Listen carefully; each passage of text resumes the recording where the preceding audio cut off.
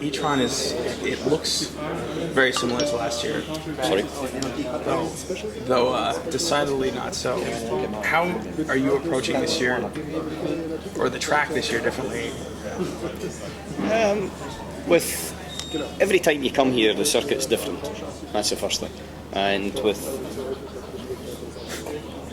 It's my grandfather. And with...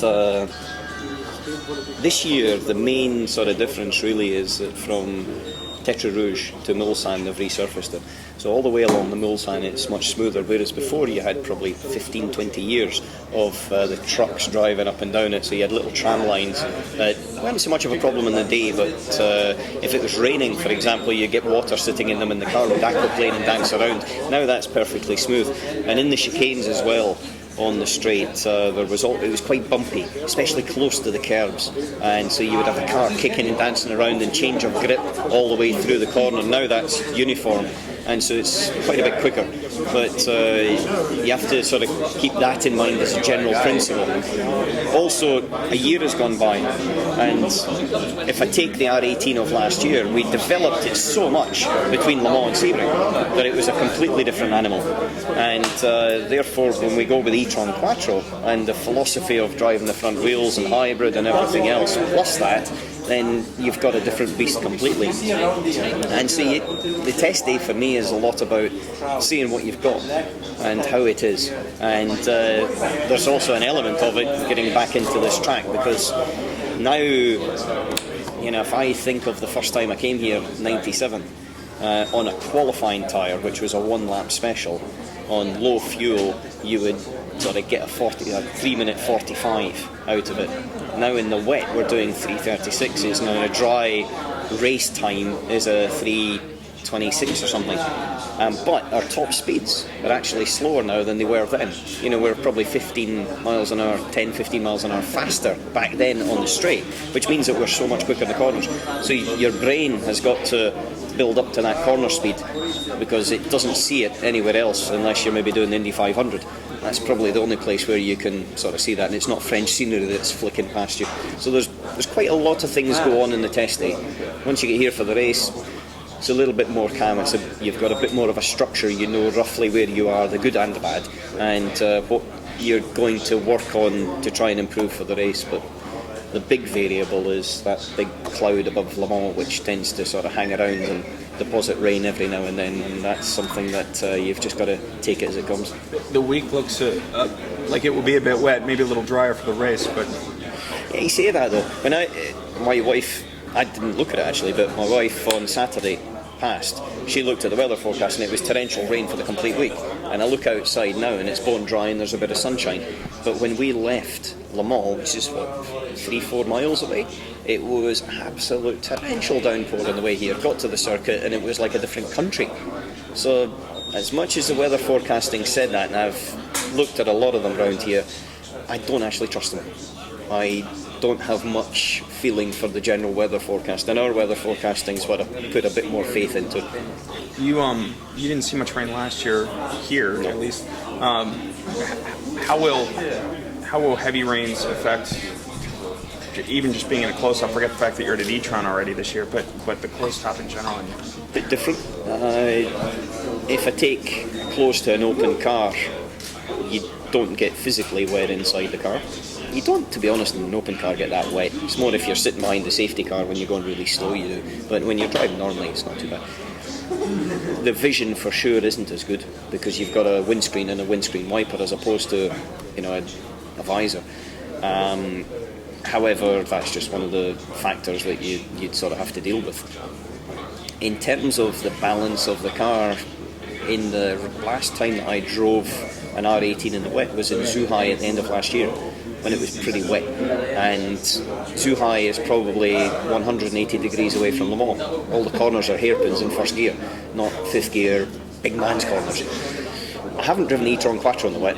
Tom did in Spa, and at the start of the race, that was the first time when we really had a crack at it, and it worked pretty well.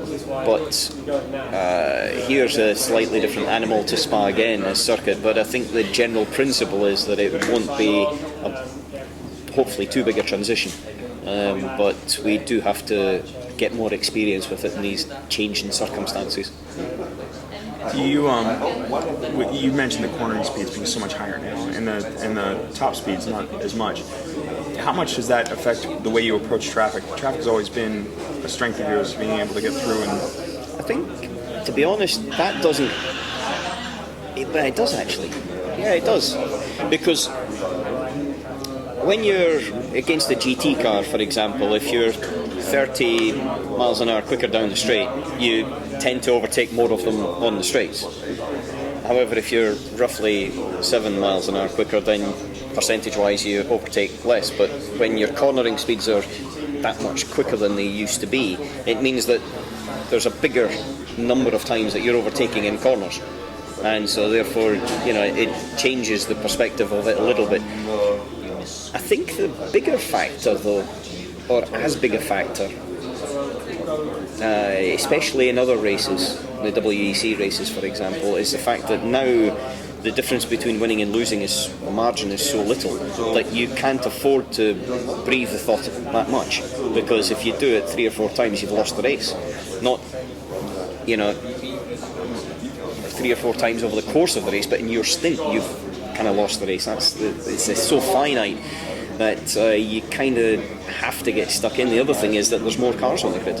Sebring this year was probably the best example of that, because we just need to go back to 2009. And in 2009, Dindo, Tom and I won the race. That was the last time Audi had won, apart from 2012. There was 33 cars on the grid. This year there was 63 cars. So 30 cars more on the same number of miles of tarmac. And that means you've got double the traffic. Double the traffic. Again, corner speed differentials means that you've got totally different risk assessment. Personally, it's the same for it is the same for everybody. But I do think that I would prefer to see a little bit more horsepower coming our way. I think it does allow the potential for some problems. We'll put it that way. You mentioned the repaving back in Busan. Will that affect much your top speeds back there?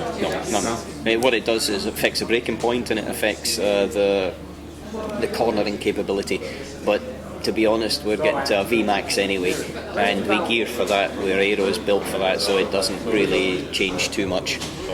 If you look around, you've got one of the Delta Wing guys, the Batman Franchitti, is just riding past, getting ready for I wonder where his Cape Crusader is.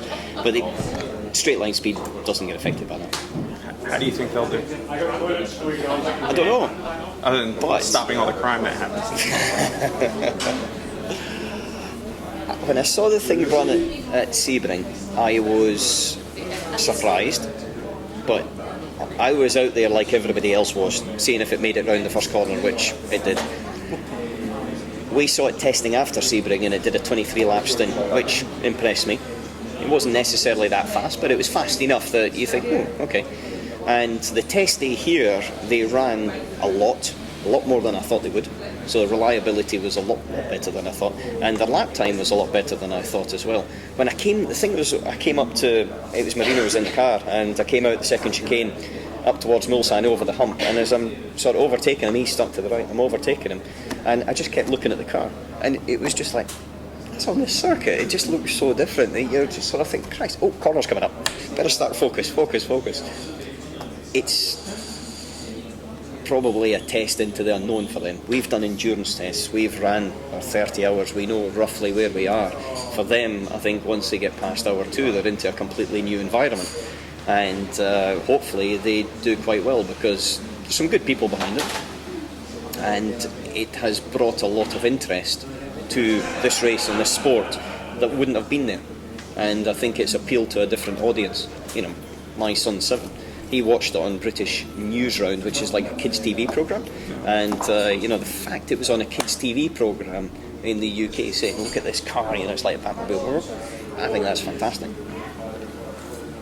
Speaking of audience, what's it going to be like? How do you feel about Road Atlanta and Petit Le Mans not being on the WEC calendar this year for the first time that I can remember? You're not going to be running there this year. I've raced in Petit Le Mans.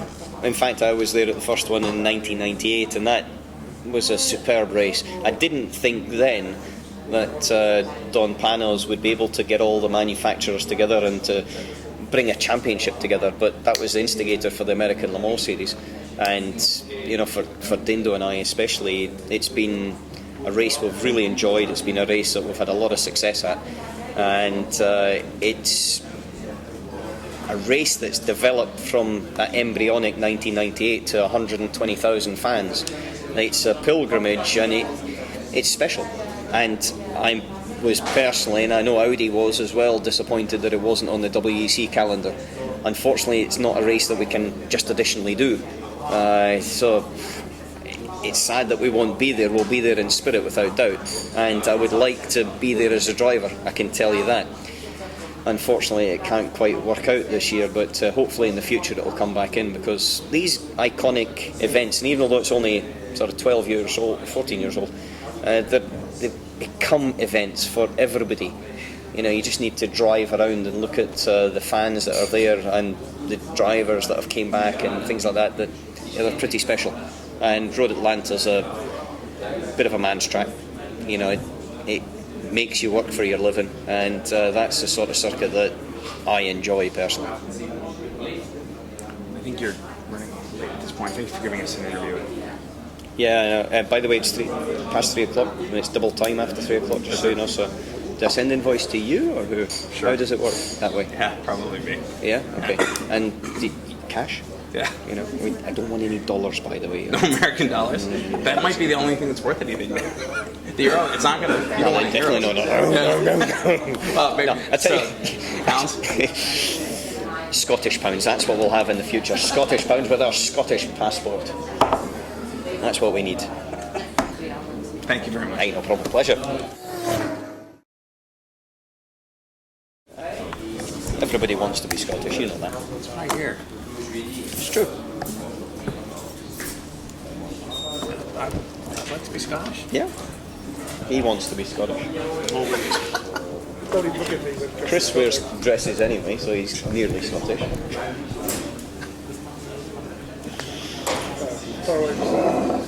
I should try it, Chris. Big Scottish.